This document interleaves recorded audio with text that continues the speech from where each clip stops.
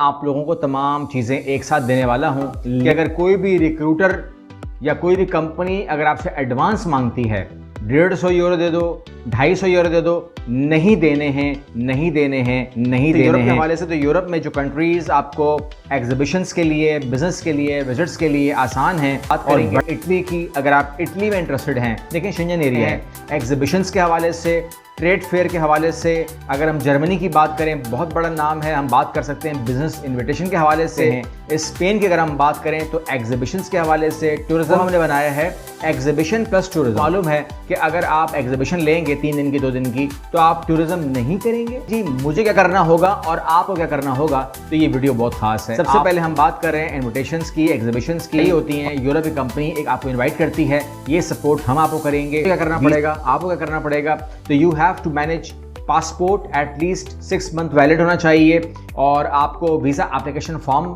Fill करना है, यानी कि हमने फिल करना है।